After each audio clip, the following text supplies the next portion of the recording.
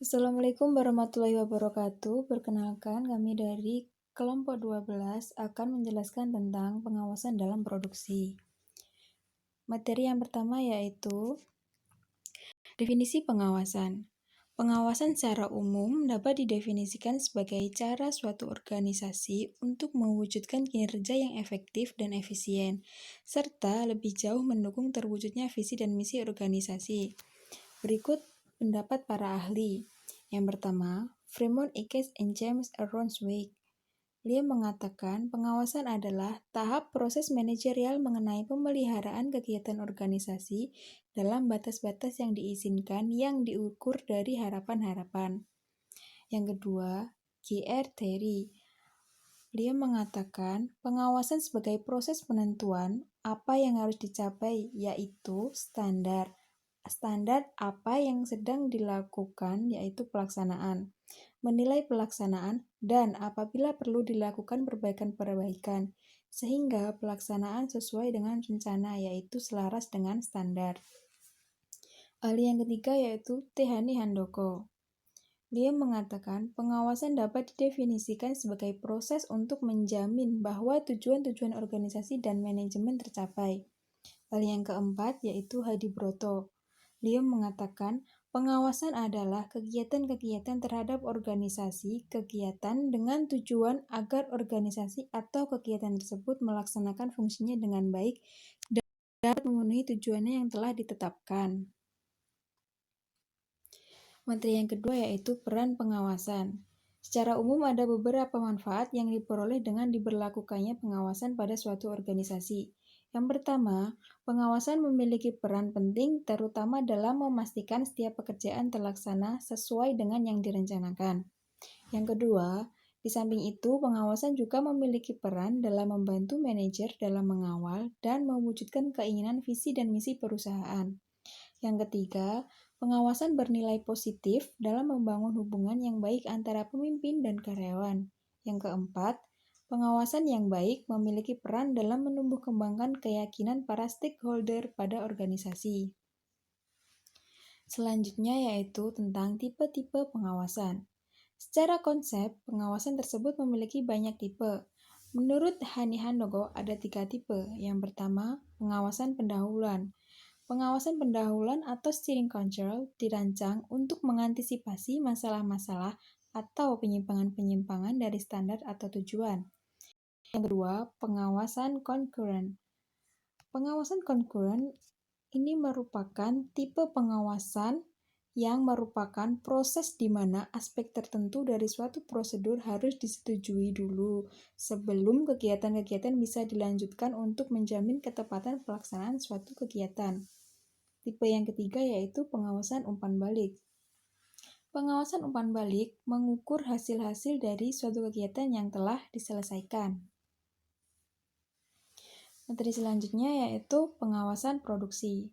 Dalam melakukan pengawasan produksi, ada beberapa langkah yang bisa dilakukan. Dan tujuan dari setiap langkah tersebut untuk membuat pekerjaan yang dihasilkan betul-betul sesuai dengan yang diharapkan. Ada 4 macam langkah. Yang pertama, planning. Langkah-langkah selanjutnya seperti routing, scheduling, dan dispatching akan berfungsi jika planning sudah dibuat pada saat permulaan. Yang kedua, routing. Pengawasan atas tingkat pekerjaan tertentu. Jika pekerjaan produk menggunakan beberapa mesin dan mesin-mesin itu digunakan untuk berbagai proses yang berbeda, dapat dibayangkan bagaimana pentingnya routing ditetapkan. Yang ketiga, scheduling. Tujuannya adalah menjaga kelancaran pekerjaan, menghindarkan konflik dari kelalaian dalam menggunakan mesin, dan membuat label waktu kapan bahan mentah diperlukan. Ada beberapa konsep dari scheduling. Yang pertama yaitu master scheduling, penetapan waktu untuk sebagian proses produksi.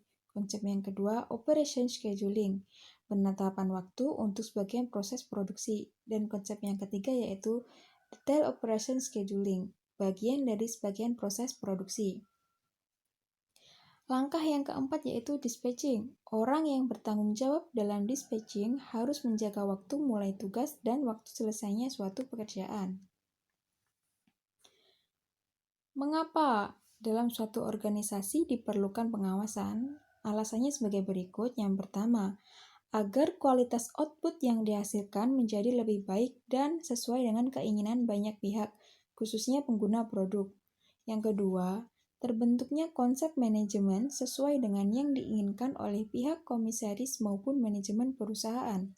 Yang ketiga, dengan adanya pengawasan maksimal, diharapkan tujuan dan keinginan terbentuknya good corporate government akan dapat terwujud. Membutuhkan GCG lebih jauh telah memposisikan terwujudnya organisasi yang bersih dan manajemen yang profesional. Selanjutnya, saya akan menjelaskan tentang pengawasan dari segi keuangan. Ada beberapa tujuan mengapa pengawasan dari segi keuangan layak atau diperlukan di sebuah organisasi, yaitu yang pertama, menghindari timbulnya kebocoran dana dan terwujudnya efisiensi yang maksimal. Yang kedua, memungkinkan setiap pekerjaan akan terlaksana sesuai dengan time schedule yang ada. Yang ketiga, membantu pihak akuntan internal dan eksternal dalam melihat kondisi keuangan perusahaan secara sistematis. Yang keempat, terlaksananya pembuatan konsep keuangan dengan menerapkan prosedur yang representatif sesuai dengan aturan dalam dunia akuntansi. Selanjutnya, hambatan-hambatan dalam pengawasan.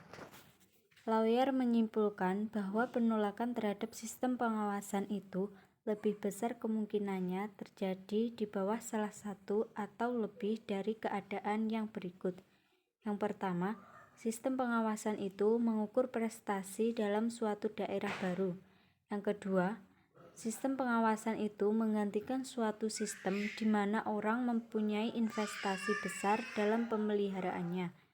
Yang ketiga, standar-standar ditetapkan tanpa partisipasi. Yang keempat, hasil-hasil dari sistem pengawasan itu tidak diumpan balik kepada mereka yang prestasinya diukur. Yang kelima, hasil-hasil dari sistem pengawasan itu disampaikan ke level yang lebih tinggi dalam organisasi dan dipakai dengan sistem imbalan atau reward system. Yang keenam, orang yang terkena oleh sistem itu relatif puas dengan hal-hal sebagaimana adanya dan mereka melihat diri mereka sendiri terikat pada organisasi. Yang ketujuh, orang yang terkena sistem itu rendah harga diri dan otoritarianisme mereka.